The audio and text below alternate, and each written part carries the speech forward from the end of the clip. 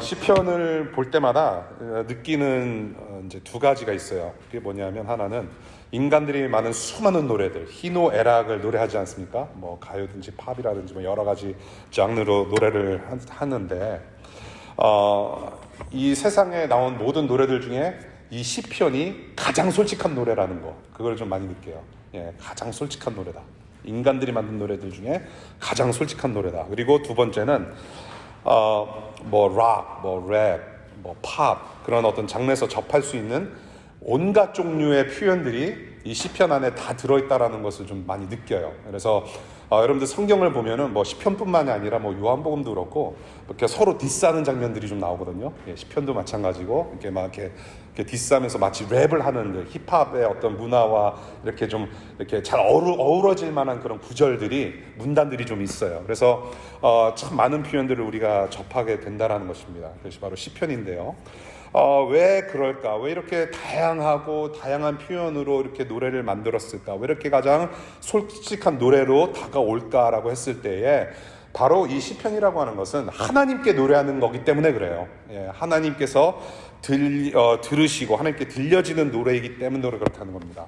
인간의 어떤 복잡한 속내, 그리고 그러한 복잡하고 고통스러운 혹은 기쁘고 또 즐거운 어떤 인생살이를 하나님이라는 어떤 존재 앞에서 다 털어낼 수밖에 없는 그런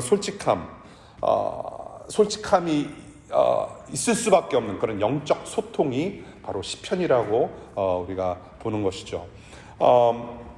오늘 본문도 마찬가지입니다. 다윗이 썼다고 하는 이 시편의 말씀 38편도 보면 굉장히 솔직해요. 굉장히 솔직하고 온갖 표현들로 가득한데요. 오늘 이 시편의 말씀으로 우리에게 들려주시는 말씀이 무엇인지 한번 보겠습니다. 첫 번째, 우리 팩트를 좀 볼게요. 굉장히 좀 긴 시편인데 무슨 일이 벌어지고 있는가? What's happening here? 지금 다윗은 지금 질병으로 지금 누워있는 상태입니다. 병상에 누워있어요. 육체적인 질병으로 누워있는 상황입니다. 몸과 마음이 지금 괴로움으로 가득 차 있어요. 예. 그리고 동시에 이 괴로움이 어디서 오는 괴로움이냐 하면은 바로 이제 죄 때문에 괴롭다라는 것을 지금 노래하고 있고요. 그 다음에 두 번째는 이 다윗, 자기를 둘러싼 악인들, 자기가 심지어는 사랑하는 자, 또 친구, 또 가족들마저도 자신을 저버렸다라는 그런 아픔 때문에 누워있다라고 지금 노래를 하고 있습니다. 무섭고 두려운 이 상황이 당장 끝날 것 같지 않아요. 그래서 너무나도 괴로운 겁니다. 절망적인 자기의 모습을 토로하고 있는 것이 바로 이 시편이 노래하고 있는 내용입니다. 이것이 팩트예요. 자, 그렇다면 지금 핵심이 무엇인가를 봐야 돼요. 이슈가 무엇인지. 예. 지금 저와 여러분들이 이 시편 38편으로 주목해야 될 이슈 한 가지, 바로 죄의 문제라는 것입니다. 예, 이 이슈를 다루고 있어요. 핵심으로. 죄의 문제. 지금 다윗은 자기를 둘러싼 지인들의 악함보다는 자기가 외적으로 느껴지는, 외부적으로 느껴지는 어떤 두려움, 고통보다는 지금 내부적인 일, 자신의 죄에 대해서 더 괴로워하고 있다는 사실을 오늘 본문에서 보게 되는 것이에요. 자, 어떻게 얼마나 괴로워하고 있는가를 우리 천천히 좀 들여다볼게요. 1절부터 10절까지의 내용입니다. 지금 다윗은 외부의 괴로움보다는 내부의 괴로움을 먼저 더 토로하고 있어요. 외부 사람들로부터 받는 공격보다는 자신의 내부의 죄 때문에 겪는 고통을 제일 먼저 꺼내놓고 있습니다. 그게 특징이에요. 외부의 괴로움보다는 자기 내면의 괴로움을 먼저 토로하고 있다. 두 번째, 1절부터 3절입니다. 죄를 싫어하시는 하나님을 몹시 두려워해요. 하나님이라는 존재를 몹시 두려워하는 노래를 하고 있어요. 이 다윗은 주님의 진노가 너무 무서웠어요. 그 주님의 분노와 진노, 그것을 어떻게 표현하냐면 굉장히 또 이게 좀 찌르는 표현이죠. 주님의 화살이 자신을 꿰뚫었다라고 표현합니다. 주님의 손이 나를 짓누른다고 표현을 해요. 얼마나 찢기고 아픈 상황이었으면 이렇게까지 표현을 하면서 노래를 할까요? 그만큼 하나님의 진노와 분노가 두려웠다라는 것을 표현하는 것이죠. 누가 때려서 아파서 누워있는 게 아니에요. 외부의 적들이 와서 때려서 아파서 누워있는 것이 아니라 그만큼 죄에 대해서 분노하시는, 진노하시는 하나님의 존재를 생각할 때에 이만큼 아팠다라는 것을 1절부터 3절까지 보게 되는 것입니다. 4절 볼게요. 견딜 수 없는 죄의 무게를 지금 다윗은 알고 있습니다. 그것을 노래해요. 견딜 수 없는 죄의 무게. 죄는 무거워요. 성경의 여러 곳에 죄는 무거운 것으로 표현이 되죠. burden이에요. burdensome. 죄에 대한 대가는 죄와 비례하죠. 그렇지 않습니까? 가령 예를 들어서 제가 여기 미연 씨를 툭 쳤는데 뭐 사형 선고 내리면 그거 아니잖아요. 예. 그 죄에 합당한 벌이 항상 있는 거예요. 죄의 무게는 죄의 대가와 비례해요. 같습니다. 이퀄해요. 다윗은 이 사실을 너무나도 잘 알았어요. 자신의 죄의 무게, 그만큼 아프다. 그만큼 하나님께서는 진노하실 것이고 분노하실 것이며 그만큼 대가가 있을 것이라는 것을 너무나도 잘 알고 있었기 때문에 지금 뼈저리게 체험하고 있는 중이라는 것입니다. 그것을 노래하고 있어요. 네 번째, 5절부터 10절까지입니다. 그래서 자신의 무거운 육체적인 질병과 고통은 곧 자신의 죄로 인한 괴로움 때문이라는 것을 노래하고 있어요. 외부가 아니다. 이것은 괴롭고 힘들고 내가 지금 누워있는 것은 죄에 대한 무게, 죄에 대한 그런 진노, 죄에 대한 심각성 때문이라는 것을 노래하고 있는 것이죠. 육신의 고통을 넘어서서 영혼의 고통, 그런 영혼에 물든 죄의 심각성을 노래하고 있다는 것입니다. 그리고 마지막으로 11절과 12절 보면 다윗이 이렇게 약한 모습을 보여요. 죄를 고백하고 죄와 씨름하고 죄 때문에 누워있고 병상에 누워있는데 누가 좋다고 붙어있겠어요. 그래서 이것 또한 괴로운 거예요. 이렇게 죄와 씨름하면서 괴로워하고 있는 다윗을 주변 사람들이 무시해요. 조롱도 해요. 그리고 떠나고 맙니다. 그리고 떠남과 동시에 어떡합니까? 해칠 생각만 하고 있다라고 토로하고 있어요. 다윗이라는 사람이 굉장한 권력자였죠. 굉장한 권력자였어요. 하나님의 사람이었어요. 그런데 죄에 씨름하면서 이렇게 누워있어요. 그러한 권력자를 누가 좋아할까요, 여러분? 권력자는 항상 포장을 해야 돼요. 잘못을 해도 실수를 해도 재빠르게 포장해서 마치 정말로 왕자로서 강자로서 군림해야 하는 어떤 그런 포장 속에서 살고 있단 말이죠. 예. 누가 좋아해요? 내가 따르는 지도자, 내가 따르는 리더가 저렇게 약한 모습을 보일 때 저 사람은 나는 내가 신뢰할 수 없고 내가 믿지 못하겠다. 내가 어떻게 저 사람을 따를 수 있겠는가라고 하는 그런 의심이 생긴다라는 것이죠. 예. 다윗에게는 엄청난 불이익을 당하고 있는 거예요. 예. 심지어는 나를 해치고 있다. 저 사람들이. 나를 무시한다. 조롱한다. 근데 지금 11절부터 20절까지 지금 다윗이 지금 당한 이 고통, 사실은 하나님을 따르고 하나님을 믿는 자들, 그리고 예수 그리스도를 주로 따르는 자들에게는 어떤 당연한 믿음의 어떤 결과이며 현상이기도 해요. 이것은 그냥 비켜갈 수가 없는 현상입니다. 이것은 죄를 깨닫지 못하면은 불이익은 없어요. 예. 저와 여러분들이 그냥 죄성 가운데 빠져서 예수 없이 하나님 없이 그냥 사는 것, 삶 자체 그냥 살면 불이익 없습니다. 예. 물론 있어요. 불이익은 있지만 죄를 깨닫지 못한다면 그냥 우리가 생각하지도 않은 어떤 불이익 없어요. 그냥 살면 돼요. 그리고 나도 불의를 저지르면 돼요. 거기에 합당하게 내가 복수하면 되고 내가 항거하면 되는 일이죠. 그런데 내가 죄를 깨닫기 시작하고 죄 때문에 내가 씨름하고 누워있고 신음하고 씨름하고 있을 때에 주변에 나타나는 여러 가지 현상은 있단 말이에요. 예. 사람들이 봤을 때, 세상에서 나를 봤을 때 나는 약한 사람인 거예요. 예. 뭐 그렇게까지 하냐. 그럴 필요 없다. 나도 이렇게 잘 사는데 뭐 그까지. 하나님 뭐 필요 있냐? 예수가 뭐 필요 있냐? 그러니까 죄를 깨닫지 못하면 불이익은 없는 거예요. 그냥 묻어 살면 되는 거죠. 죄 때문에 나의 죄의 심각성을 깨달아 알면서 누워있을 때 다가오는 이러한 현상들, 주변 사람들이 떠나고 조롱하고 희롱하고 오히려 해칠 생각을 한다라는 거, 이러한 현상을 지금 다윗이 철저히 체험하고 있다는 것입니다. 그래서 오늘 시편 38편에서 보여지는 상황입니다. 이렇게 다윗이 괴로워하고 있고 지금 당하고 있다는 것입니다. 죄에 대한 이슈로 말미암아. 그래서 이렇게 노래를 하는데 자신의 죄 그리고 이 나타나는 현상에 대한 어떤 다윗의 반응을 또 우리가 이 노래 속에서 보게 되죠. 우리 18절 보겠습니다. 다윗이 뭐 해요? 죄를 고백합니다. 죄를 고백하고 마음으로 통회하는 노래를 하고 있어요. 18절 읽겠습니다. 우리 다 같이 한번 읽어볼까요? 38편 18절 맞나요? 네, 18절 시작. 진정으로 나는 나의 잘못을 털어놓고 나의 죄 때문에 괴로워하지만이라고 노래를 해요. 우리가 기독교라는 어떤 the so-called 종교, religion, 기독교라고 하는 종교를 우리가 믿고 우리가 따를 때에 죄에 대해서 이야기를 참 많이 하죠. 예, 우리가 하나님 앞에서는 죄의 문제를 다루지 않을 수가 없어요. 근데 우리가 죄에 대해서 이야기를 할 때 반드시 따라오는 것은 회개라는 거 하는 것인데, 죄에 대한 양심의 어떤 가책, 어떤 죄를 짓고 나서 이렇게 드는 어떤 괴로운 감정, 심정, 그것을 우리는 회개라고 하지 않습니다. 예. 어떤 양심의 가책, 내가 뭔가를 잘못을 했는데 뭔가 살짝 찔림이 있어요.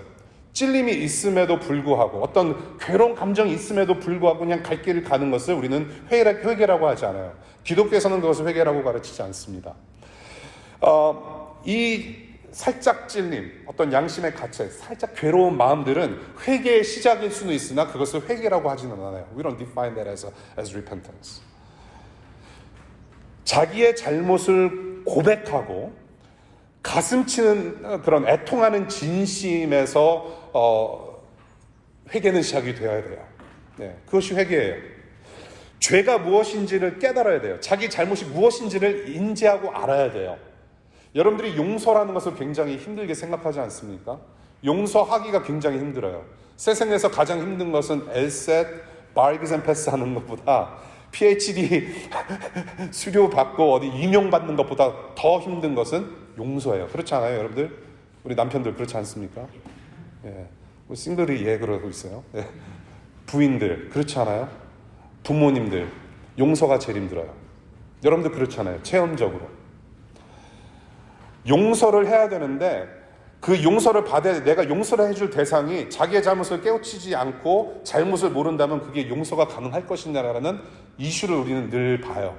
사회적인 현상과 그런 커런 이슈를 통해서도. 예. 상대방은 잘못을 뉘우칠 생각도 없고 그냥 말로만 립 서비스로 잘못했습니다라고 하는데 진심이 보이질 않는 거예요. 자기가 무엇을 정말로 잘못했는지 깨우침 없을 때 우리는 과연 용서할 수 있을까라는 이슈를 우리는 늘 토론하게 되죠. 예. 그와 마찬가지로 우리가 하나님 앞에 회개했을 때 자기의 잘못을 알아야 돼요. 고백을 해야 돼요. 정말로 잘못했다. 그런 가슴 치는 애통하는 진심을 해야 되는데 바로 이것이 회개에 반드시 수반되어야 하는 요소인데 그것을 다윗이 지금 하고 있다는 거예요. 그만큼 괴로워서 지금 뻗어 누워 있는 거예요. 예. 그리고 또 뭘 합니까? 두 번째, 다윗은 하나님을 구해요. 하나님을 구해요. 우리 21절과 22절 볼까요? 21절과 22절 다 같이 시작. 주님 나를 버리지 말아 주십시오. 나의 하나님 나를 멀리하지 말아 주십시오. 빨리 나를 구원하여 주십시오. 나를 구원하시는 주님, 주님을 구해요. 하나님을 구해요. 다윗은 자기를 버리지 말고 얼른 구원해달라고 울부짖습니다. 자신의 죄를 깨닫고 고백하면서 애통하는 심정으로 하나님을 의존하고 의지하면서 그 하나님을 구할 때 바로 회개의 삶이 작동한다는 것을 본문 속에서도 보게 됩니다. 하나님을 구하는 것, 자기의 죄를 깨닫고 고백하고 애통하는 심정으로 하나님을 의존하고 의지하고 신뢰하고 하나님의 구원을 구하고 갈망하고 바라는 삶, 회개의 삶인 것이죠. 자기의 죄에 대한 괴로움, 그리고 자기를 괴롭히는 모든 주변의 그런 현상까지도 하나님께 도움을 요청하면서 구원을 갈망하는 다윗의 노래를 오늘 봤습니다. 예. 오늘 본문의 말씀을 이렇게 보면서 정말로 지나칠 수 없는 그런 질문 5가지. 아까 왜 다윗이 이 죄에 대해서 얼마나 어떻게 괴로웠는가를 5가지 제가 본문을 풀어서 말씀을 간단히 드렸잖아요. 그래서 질문이 생기는 거예요. 아, 다윗이 죄와 이렇게 씨름하고 몸부림쳤구나. 그런데 그렇다면 나는? 이라는 질문이 떠오르는 거예요. What about me?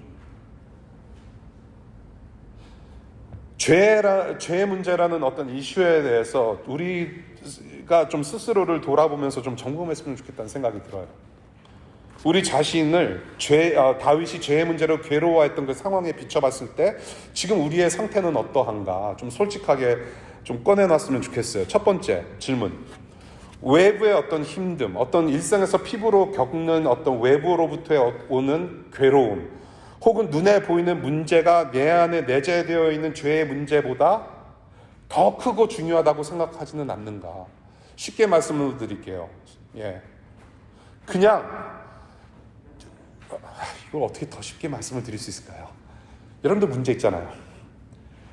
풀지 못하는 문제, 내가 지금 겪고 있고 갇혀 있는 문제보다 과연 내 안에 내재되어 있는 죄의 문제가 더 크게 보여지는가? 경중이 어디에 있는가요? 가볍고 무거움이 과연 어디에 있는가? 여러분들의 삶의 문제가 더 무거운가? 아니면 내 안에 내재되어 있는 마음의 문제, 죄의 문제가 더 무거운가라는 것을 좀 한번 생각해 보면 좋겠다는 거예요. 물론 질병으로, 고치지 못하는 질병으로 병원에 누워 계신 분한테 당신의 죄를 고백하고 회개하셔야 합니다라고 이렇게 종교적인 채찍질, 갑질하면은 그거 안 되는 거예요, 물론. 근데 제가 말씀을 드리는 것은 지금 귀 있고 눈이 있는 자들, 여러분들이 지금 말씀을 읽고 귀로 말씀을 들었잖아요. 병상에 누워있는 분들이 아니에요. 충분히 여러분들이 이성적으로, 감정적으로, 영적으로 해석하고 받아들일 수 있는 지금 건강함 속에서 지금 앉아 계시거든요. 지금 이 순간 이 기회 속에서 한번 돌이켜보자는 얘기예요. 과연 나의 중심, 나의 무거움은 지금 어디에 있는지. 두 번째 질문. 죄를 싫어하시는 거룩하신 하나님에 대한 두려움이 과연 있는가라는 거예요. 여러분이 믿는 하나님, 나는 죄 가운데 있어도 괜찮아. 그 정도는 나는 실수. 자꾸 실수를 반복하네. 주일날 예배하면서 또 마음이 좀 가라앉으면 또 괜찮은 것 같고, 어떤 하나님은 그러한 나에게 괜찮다 위로만 하시는 하나님으로 오해하지는 않는가. 우리는 하나님을 오해 많이 해요, 사실은. 말씀을 떠나서 내가 그리는 하나님을 숭상할 때도 있고, 내가 느끼는 하나님을 갖다가 정말로 성경에서 말하는 하나님으로 착각하고 믿고 따를 때가 있단 말이죠. 그것은 성경에서 사실 그것 또한 우상숭배라고 하거든요. 그것을 히브리 민족, 이스라엘 민족이 했던 일이에요. 그것은. 정말로 우리는 하나님을 두려워하는가, 경외하는가라고 하는 거죠. 경외라고 하는 것은 fear, some 할 때 그러니까 뭔가 무서워서 공포 영화 보듯이 무서운 게 아니라 정말로 그 경외함, 그랜드 캐년 갔을 때 와 하는 어떤 그런 웅장함에 반응하는 것. 그렇게 하나님을 두려워하고 경외하는가? 죄를 싫어하시는 거룩하신 하나님 앞에 우리는 과연 떳떳한가? 세 번째 질문. 그래서 죄의 무게를 느끼는가라는 거예요. 죄의 무게. 그래서 죄의 결과, 대가에 대한 나의 책임을 무겁게 받아들이는가? 정말로 그런 책임을 느끼고 있는가? 여러분들 거룩하신 하나님의 분노를 생각해 본 적 있어요? 정말로? 좋으신 하나님, 나의 인생을 활짝 펴주실 하나님, 이 DC 삶에서 정말로 앞길을 환히 인도해 주시고, 나를 성공케 하셔서 영광 받으실 하나님으로만 우리는 바라보고 있지는 않는가요? The wrath of God. 300~400년 전에 뉴잉글랜드에서 조나단 에드워즈라는 부흥 사역자가 있었죠. 설교자가 있었어요. 목사님. 조나단 에드워즈가 부흥 운동을 일으킬 때 정말로 하나님의 진노를 우리가 이겨낼 수 있는가? 그분은 설교할 때요, 애들립이라는 게 없어요. 저처럼.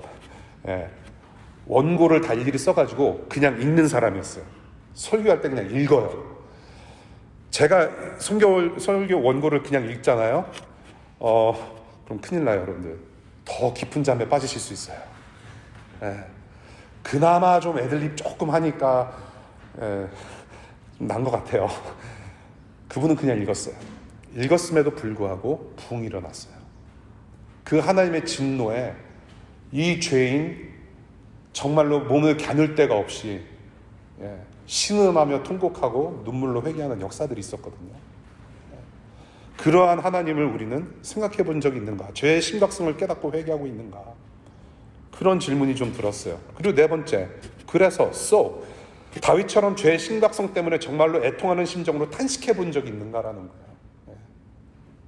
반복되는 죄악, 정말로 고쳐지지 않는 이 마음, 내가 남편과 부인과 자녀를 정말로 온전히 사랑해야 함에도 불구하고 그것을 내가 공식적으로 알고 그것을 신앙이라고 알고 나의 삶의 어떤 목적이라고 했을 때, 예수님을 닮아가는 삶의 목적이라고 했을 때에 정말로 그렇게 사랑해야 되는 것을 알매도 불구하고 여전히 닫혀있는 마음 때문에 온전히 사랑하지 못하는 그러한 나의 모습. 여전히 하지 말아야 될 것을 하는 그런 죄의 심각성 때문에, 반복되는 루틴 때문에 정말로 애통하면서 탄식해 본 적이 있는가라는 거. 죄라고 했을 때 우리는 두 가지 종류로 우리는 나눠서 설명할 수가 있어요. Sins of omission이라고 하는 것이 있습니다. Sins of omission, 오밋하는 거예요. 뭐냐면 하지 말아야 되는 거죠. Don't예요, don't. 하지 말라고 하는 것을 하지 말아야 되는 거예요. 오밋하다. 맞나요? Sins of omission. Sins of commission 먼저 얘기할게요. Sins of commission 먼저 얘기할게요. Sins of commission, 내가 뭐를 하는 거예요. 내가 저지르는 거예요. 하지 말라는 것을 저지르는 거. 그것을 commit했다. commission이라고 해요. Sins of omission, 내가 뭐를 안 하는 거예요. 오밋됐다. 그러니까 하나님께서 뭐라고 명령하세요? 처음부터 끝까지 하나님을 사랑하고 이웃을 사랑하라. 근데 사랑하지 않는 것은 바로 Sins of omission에 해당하는 거죠. Sins of commission 뭐예요? 하지 말라라고 했을 때 하는 거예요. I commit murder. So how's your life? Sins of commission and sins of omission. 그런 죄의 심각성 편식해 본 적이 있는가? 마지막 5번째 질문. 죄를 고통스럽게 느끼고 정말로 회개하고자 몸부림칠 때, 그래서 정말로 예수 그리스도를 믿는 믿음으로 구별된 삶을 살고자 노력할 때 다가오는 불이익이 있고 정말로 타협할 수 없는 그런 상황이 올 때, 그때마다 닥쳐지는 곱지 않은 시선 때문에 나는 정말로 괴로워하고 있는 삶을 살고 있는가? 그거 한번 질문 드리고 싶었어요. 여러분도 정말 불이익을 당하세요? Really? 정말로 나는 예수님을 믿기 때문에 나는 세상의 가치를 따르지 않고 내가 이것을 절약하고 이것을 아끼고 내가 이것을 해야 하고 이것을 하지 않음으로 해서 남들이 세상의 기준과 잣대로 나를 평가했을 때 나에게 오는 시선과 모든 두려움, 그러한 불이익이 있는가라는 거. 여러분들, 예수님도요 가족으로부터 배척당하신 분이에요. 왜? 예수님은 올바르게 사시려고 노력하셨고 올바른 그 자체이셨거든요. 가족조차도 동의할 수 없는 바들이 많이 일어났을 거예요. 복음서에서 자세히 기록은 안 되었지만 심지어 자기들의 가족, 형제, 자매들, 부모들도 버릴 수 있는 거예요. 여러분들의 신앙 때문에. 어쩔 수가 없어요. 그러한 불이익이 있는가? 아니면 나는 타협하며 사는가? 컴프로마이즈 하는가? 상당히 두려운 질문 같아요. 이 질문에 대해서 우리는 자유롭지 못해요. 사실 이 5가지 질문은 되게 I feel guilty 뭐 그런 느낌을 줘요. 여전히 저한테도 그래요. 자유롭지 못해요. 죄는 짓지 말자 뭐 다짐도 하잖아요. 찬양할 때도 그렇고 정말 기도할 때도 그렇고 우리가 뭐 소그룹에서 나눔할 때도 그렇고 그래 죄 짓지 말자 여러 번 다짐을 하지만 정말 해결 안 돼요. 해결할 수 없는 문제. 우리의 노력으로 만약에 죄가 해결되고 우리가 우리의 노력을 통해서 뭔가 죄의 문제에 대해서 우리가 거룩해질 수가 있다면 이미 저는 오래전부터 괜찮은 사람인 거예요. 근데 여러분들이 저를 봤을 때 그렇게 생각 안 하잖아요. 물론 제가 여러분들 봤을 때도 그래요. same이에요 우리는. 우리는 괜찮은 사람이 아니에요. 그럴 수가 없어요. 인스타와 페이스북 포장은 잘할지라도 세상의 권력자들이 자기들의 실수와 오만함을 굉장히 거룩하게 포장을 할지라도 거룩한 사람 한 사람 없고 죄에 대해서 자유로운 사람 한 사람도 없고 여러분들의 어떤 소셜 스테러스와 여러분들의 어떤 부자 혹은 뭐 가난함 그런 것을 모든 것을 떠나서 우리는 죄로부터 자유로운 사람들이 아니라는 것. 우리는 우리의 죄 문제를 해결을 못한다라는 거예요. 그것이 팩트죠. 그래서 예수가 필요한 거예요. 그래서 기독교에서 얘기하고 기독교에서 그렇게 신봉하는 예수가 필요한 거예요. 저는요 오늘 본문에서 예수를 봐요. 시편 38편에서 예수가 누워있는 것 같아요. 죄 그리고 죄의 대가는 저와 여러분들이 짊어지기에 무거운 짐이에요. 그래서 예수께서 십자가에서 시편 기자처럼 그렇게 그토록 그만큼 아파하셨고 그래서 죽으셨어요. 십자가라는 병상에 누워 계신 예수를 보는 거예요. 근데 예수라는 분은 죄가 없어요. 누구의 죄를 말할까요? 그러면은 저와 여러분들의 죄를 몽땅 병상이라는 십자가라는 병상에 다 뒤집어 쓰시고 누워 계시는 거예요. 죽으셨어요. 그리고 주변 사람들이 뭐 합니까? 십자가에 못 박아 죽으라. 그리고 제자들, 그토록 따라다녔던 제자들, 사랑한다고 고백했던 제자들이 다 도망을 가요. 배신을 때려요. 수많은 사람들이 조롱을 해요. 그렇게 따랐던, 호산나라고 따랐던 사람들이 이제는 비난하기 시작합니다. 그러한 예수를 보기 시작하는 거죠. 이 본문에서. 멸시를 해요. 조롱을 해요. 죽이려 했고 죽였어요. 그래서 그 죄의 고통, 죄의 무게, 죄의 대가를 예수님이 십자가에서 담당하시고 죽으셨다라는 겁니다. 예수님께서 하신 일이에요. 죄와 사망에서 부활하셔서 마침내 부활하셔서 이제는 죄와 죽음에서 저와 여러분들을 치유하시는 예수 그리스도로 우리와 함께 하신다라는 것. 바로 이것이 기독교에서 믿는 복음이라고 하는 것이죠. 이것이 은혜예요. 은혜. 예수님의 은혜예요. 다윗은 병상에서 죄의 고통으로 지금 울고 있지만 예수라는 분은 십자가라는 병상에서 누워 계시다가 일어나신 분이에요. 왜? 저와 여러분들을 살려내시기 위해서. 진짜 생명이라는 것이 이렇다라고 하는 것을 가르치고 보여주시기 위해서, 같이 사시기 위해서, 저와 여러분들을 도와주시기 위해서. 내일 정말로 월요일 정말로 출근하고 싶지 않고 정말로 일요일 밤이 오히려 일요일 밤이 더 괴롭지 않습니까, 여러분? 그 긴장 상태. 그러한 저와 여러분들을 불쌍히 여기셔서 도와주시기 위해서 부활하신 예수 그리스도. 여러분들의 삶의 족적 가운데 함께 하시고 여러분들이 힘든 거 다 체험하신 분이시기 때문에 도와주실 수 있는 분으로 함께 사시기 위해서, 그러한 은혜를 주시기 위해서 지금도 살아계시다라는 복음을 오늘 시편 38편에서 보게 돼요. So what?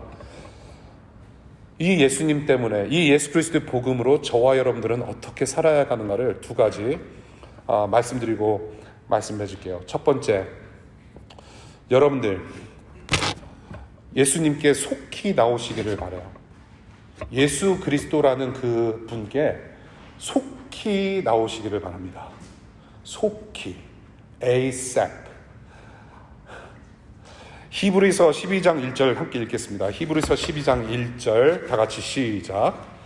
그러므로 이렇게 구름대와 같이 수많은 증인이 우리를 둘러싸고 있으니 우리도 갖가지 무거운 짐과 얽매는 죄를 벗어버리고 우리 앞에 놓인 다름질을 참으면서 달려갑시다. 무거운 짐과 얽매는 죄를 벗어버리고 달려가래요. 그런데 어디로 달려가야 돼요? 자, 히브리서 10장 22절 보겠습니다. 시작. 그러니 우리는 확고한 믿음을 가지고 참된 마음으로 하나님께 나아갑시다. 우리는 마음에다 예수의 피를 뿌려서 죄책감에서 벗어나고 맑은 물로 몸을 깨끗이 씻었습니다.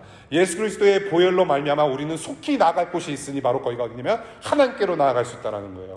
그 하나님께 속히 나오셔야 돼요. 예수님의 피를 묻히고 속히 나오시기를 바라요. 믿음으로. 우리는 갈 곳이 있다는 거예요. 찾을 이름이 있어요. 여러분들이 힘들 때, 고통 중에 있을 때, 주변 외부적인 상황으로부터 고난을 받고 있을 때, 여러분들이 죄의 심각성을 깨닫고 정말로 이 죄의 무게에 견디지 못해서 어찌할 바를 모르고 있을 때에 매일같이 그래서 여러분들 내 신앙이 이게 맞나? 내가 신앙인이 맞나? 기독교인 맞나? 크리스찬 맞나라고 고민하고 스스로 의심할 때 언제든지 우리가 갈 곳이 있고 찾을 이름이 있다는 겁니다.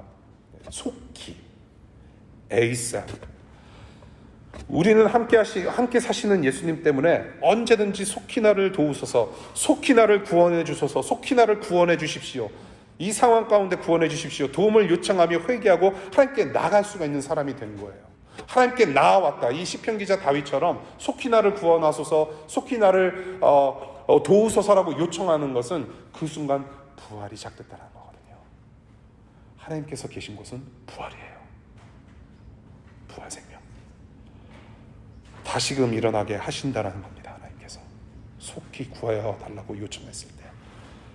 회개는요, 빠르면 빠를수록 좋습니다. 회개가 늦으면 늦을수록 여러분도 손해예요. 회개는 빠르면 빠를수록 좋습니다. 그와 마찬가지로 하나님은 빨리 찾으면 찾을수록 좋아요. 그런 여러분들 되실 수 있기를 바라요. 속히 예수께, 하나님께 나오시기를 바라요.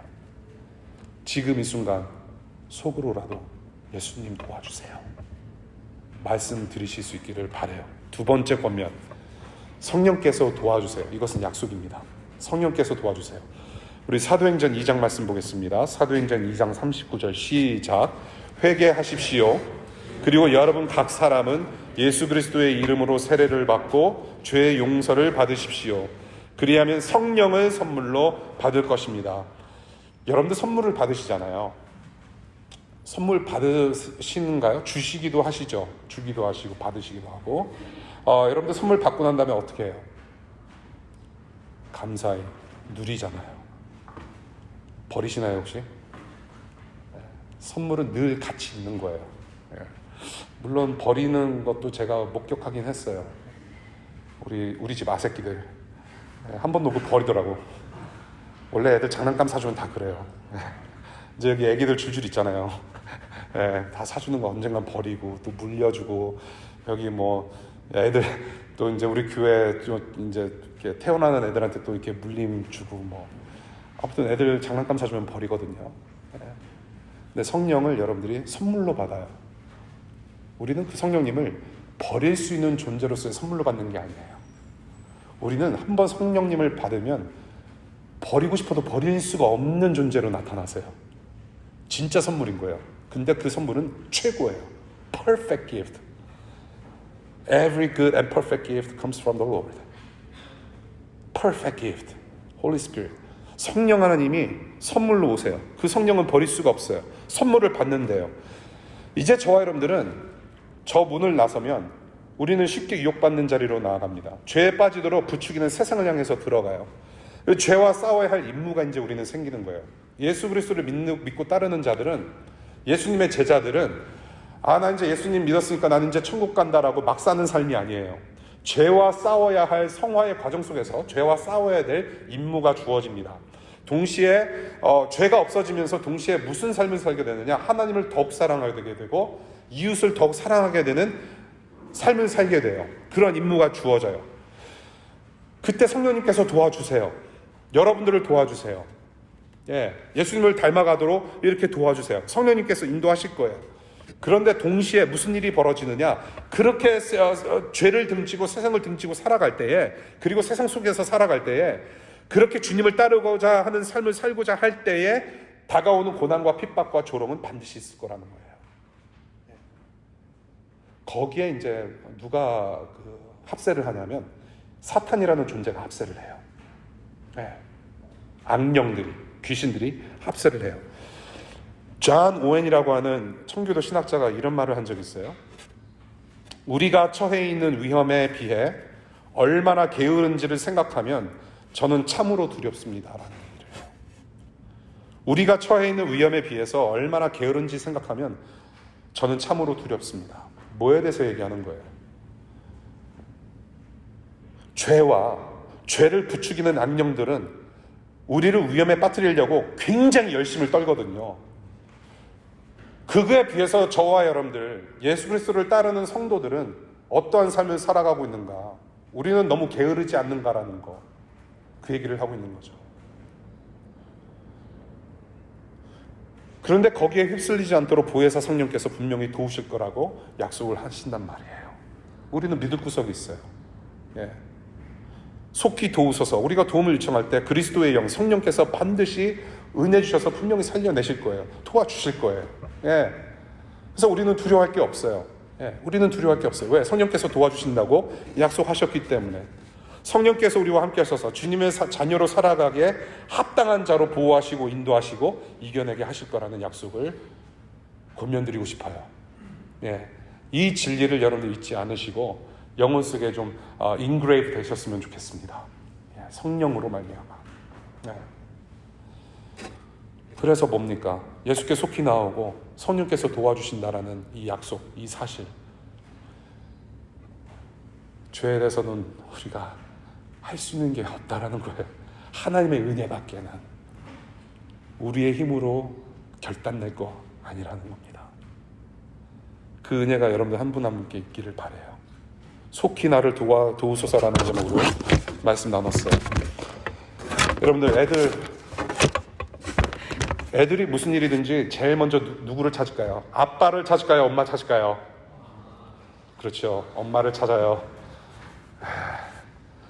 엄마를 먼저 찾아요. 그러면 엄마가 뭐 해요? 웃기지 마, 이 자식아. 뭐 그래요? 아니에요. 바로 가서 또 안아주고 왜 그러냐고 다독이고 뭐 그러잖아요. 네. 근데 생각해보니까 우리 집은 아빠가 제일 먼저 달려가는 것 같아요. 네, 아빠를 제일 먼저 찾는 것 같고 뭐 아무튼 엄마 아빠를 찾아요. 부모님을 찾아요. 그럼 부모가 안아줘요. 근데요, 애들을 이렇게 기르고 보니까 우리 애들, 여기 있는 애들도 그럴 텐데 잘못을 해도 엄마 아빠를 봐요. 애들이. 예. 지들이 잘못을 해도 눈치를 보든지 뭐 이렇게 보든지 잘못을 해도 부모님을 봐요. 진짜로. 예. 제가 정말로 마음이 짠한 게 있었는데 우리 애들 다 겪은 건데요. 뭐 이렇게 죄를 짓고 싶어서 졌겠습니까? 그냥 하다 보니까 뭐 잘못을 한 거예요. 실수를 했는데 간신히 이렇게 엄마 아빠 할 정도 나이, 아주 어렸을 때 잘못한 거를 알고 와서 머리를 이렇게 기대요. 입은 울고 있고 삐죽하면서 뭐예요? 안다라는 거예요. 자기 죄를, 자기 잘못, 뭔가 something wrong이라는 걸 알고 울면서 아픈 심정으로 기대요. 머리 기대는 그 순간이 너무 이쁘고 착하지만 짠한 거예요.